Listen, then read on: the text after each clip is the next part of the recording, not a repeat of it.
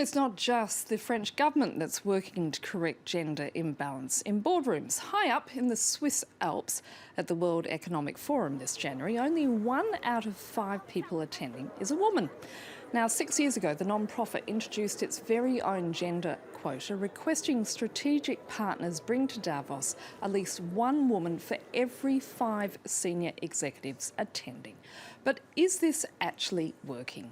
Joining me now from Davos is Melanie Richards, the UK Vice Chair of KPMG and founding member of the 30% Club that aims to achieve a minimum of 30% women on FTSE 100 boards.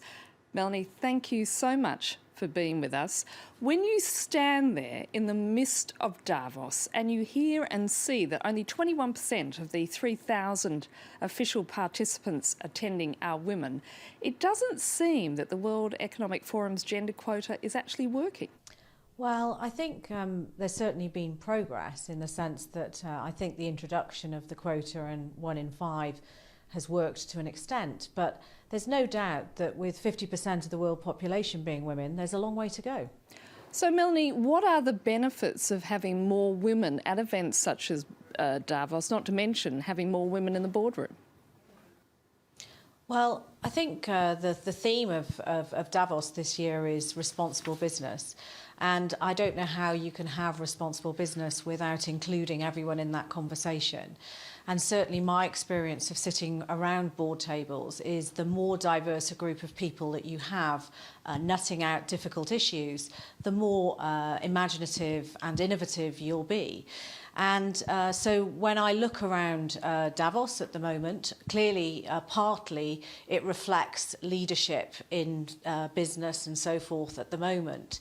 And that's why we're at 20% here. But we have to move that dial if we're going to include everybody in the conversation. Is it disappointing for you that, that it's only reached 20 or so percent?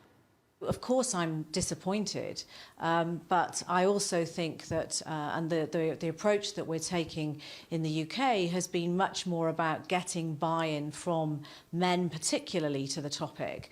And I think forcing things through doesn't always have the desired effect. So yes, there's more work to do, and we certainly have to change what's going on, but I don't think the answer is creating necessarily a quota. And I want to talk to you about that because, as you pointed out, there is a difference between France and the UK because the UK has not gone down the road of quotas, instead relying on voluntary business-led approach. How do you make that an effective policy? What do you do to convince companies that this is the way to go forward? I think in the world today, what really defines getting problems solved is more effective collaboration. And there's no doubt that the results we've seen in the UK have been the result of collaboration, not just between female business leaders, but male business leaders, the executive search firms, and indeed our own government, who elected not to push for a quota, but to set targets. And I think it was us and them being mindful of the fact that this isn't just about hitting numbers, it's about changing culture. And so over the last 5-6 years, I've seen the zeitgeist shift absolutely and materially in the direction of understanding why having women in the boardroom creates better boards. And there's lots of statistical evidence that suggests that there is better financial performance from businesses that have diverse boardrooms. But I like to focus on the more effective conversations that are taking place, and as I said previously, much more imaginative discussions.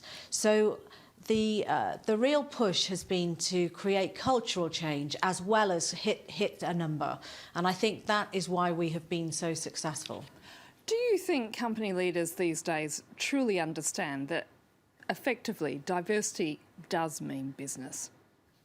I think there are businesses at very different stages in their sort of evolution around this subject. And at one end, there are companies that absolutely understand that inclusion is at the heart of successful business, and they don't see it as optional.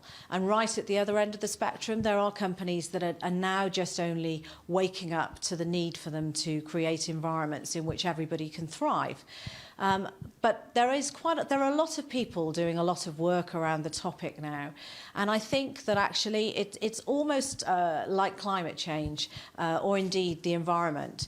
If you look at some of the work that was done 15, 20 years ago, and some of it was through legislation, the environment has now it's not optional for us not to be aware of what we're doing to our environment. And you've seen companies have to adopt policies to make a difference. And I see this agenda somewhat on the same journey, where actually it's going to be unfashionable to be not inside the conversation and to be not taking action.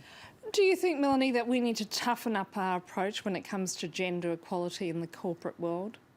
Well, I would say this because I'm involved in a voluntary business-led approach, which is target-based, not quota-based. And I can see the pros and cons of both those approaches.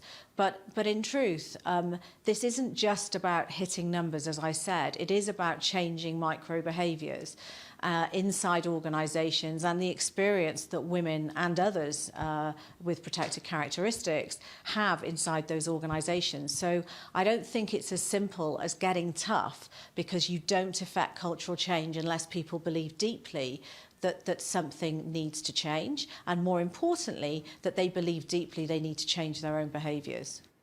Melanie Richards, I'm afraid I'm going to have to leave it there. Thank you so much. Pleasure, no problem. Thank you.